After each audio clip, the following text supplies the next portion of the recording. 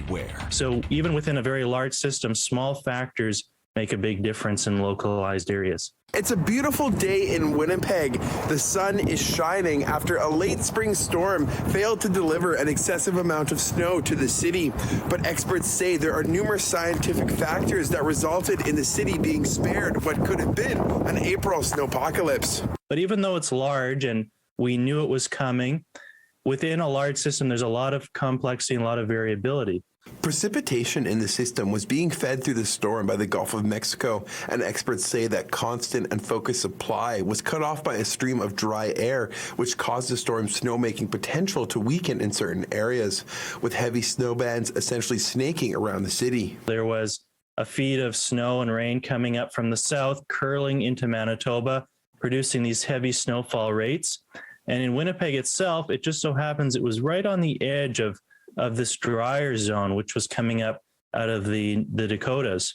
And as a result of that, the very sharp cutoff in heavy snow shifted just north of Winnipeg and gave the city itself that break through Wednesday afternoon. The folks at WeatherLogics weren't the only ones to say Winnipeg missed the worst of the storm. By and large, I mean, we did, in the broader scheme, dodge a bullet. That's David Carlson with Environment Canada. He says the national forecaster was prepared for the worst, saying it was a busy time for those behind the scenes tracking the system.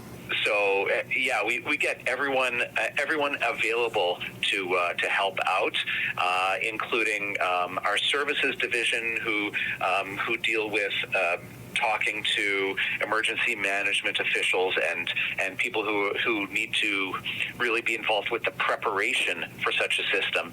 So they're involved with it from 5, even 7 days out ahead of the event. He says once the storm lands, that work continues full force. And then while the event is nearing, especially in the 2 to 3 days ahead, usually what we'll do is we'll bring in some extra staff into the weather center to help forecast this event, but also in general to make sure that the rest of the area that we cover is covered to the same level of service that we always do. And augmenting that, our sister office in Edmonton actually called in extra staff to help us out. They were having no particular strong storms or issues going on there, but they called in extra staff to help us out. It was absolutely a team effort, and I think we did a really great job. Experts say the city did a good job preparing for what could have been a nasty storm. As while many didn't have to break out their emergency candles or water supply in this case, they say it's better to be prepared than caught off guard by a blizzard.